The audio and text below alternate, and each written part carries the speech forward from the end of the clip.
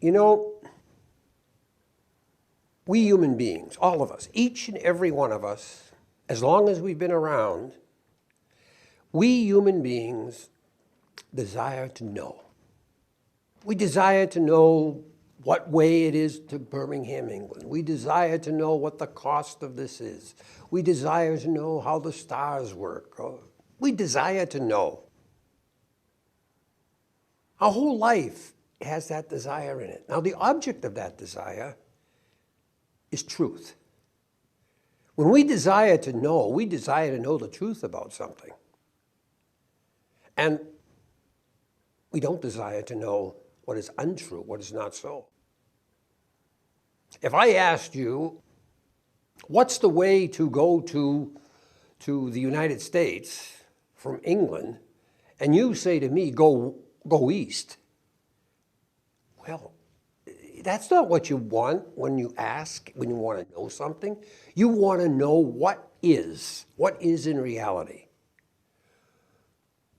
Truth basically is the conformity of mind to reality. That the mind and what is out there is the same.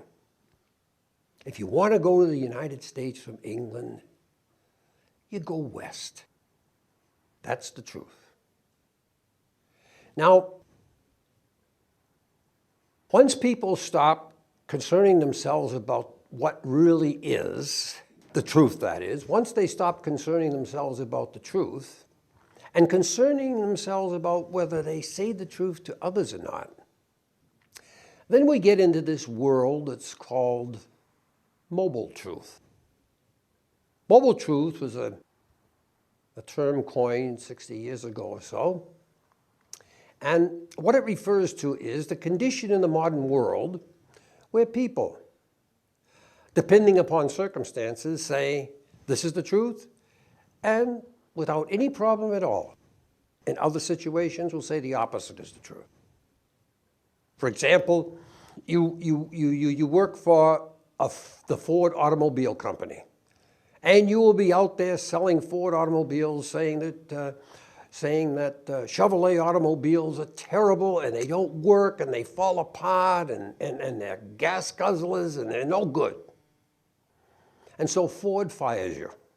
You go to work for Chevrolet and then you say, Ford cars are no good, they're gas guzzlers, they'll break down on you. What you're saying is, at one moment something is true, and the other moment the opposite is true. In one of those places you have to be lying. Why?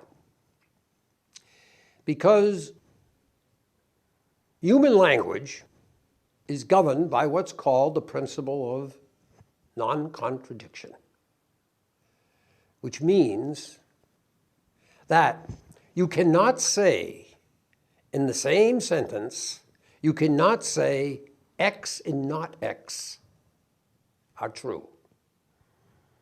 If one is true, the other is false.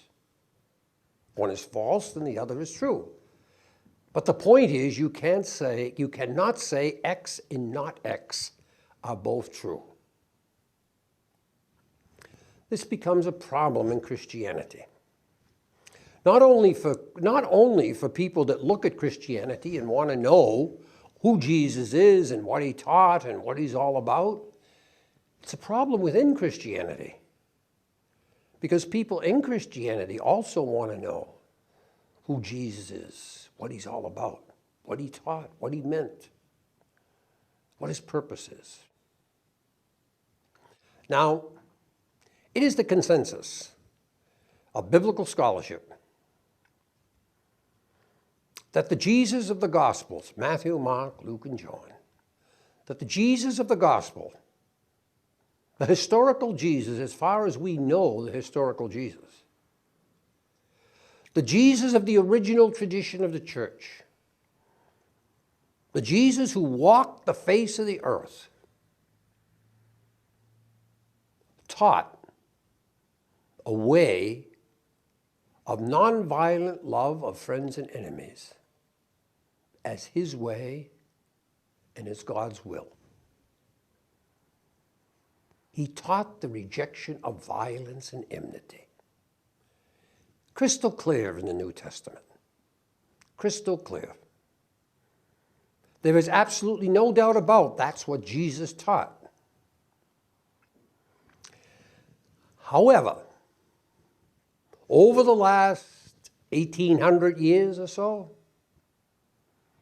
Christians have taught something different. They have taught the justification of killing your enemies. They have taught the justification of violence. They have taught a violent love, where you're loving people by killing them, that you can kill this person and be loving him or her. You can kill this person in order to love this person or to love yourself.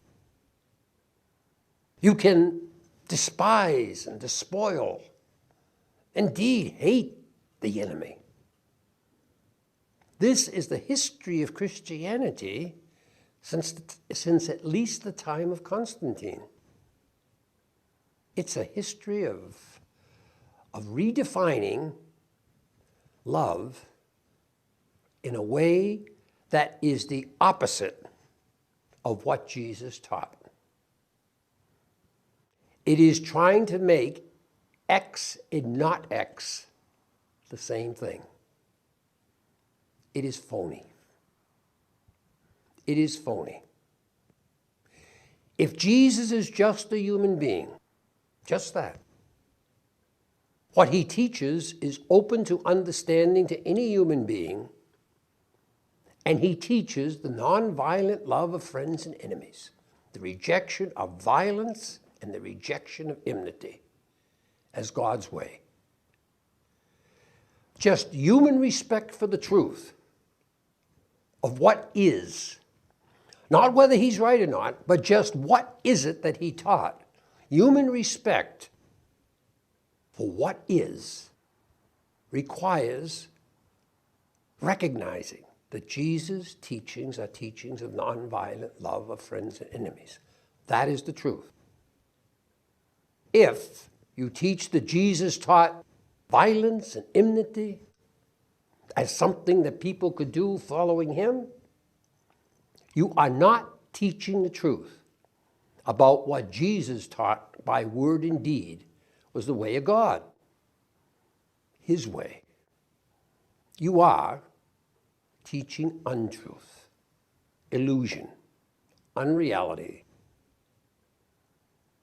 You're just prevaricating. That's not the way for people to live. If he said it, you say it. Don't try to make it into its opposite. Jesus with the machine gun, Jesus stabbing people in the throat, Jesus burning people to death. It's an absurdity.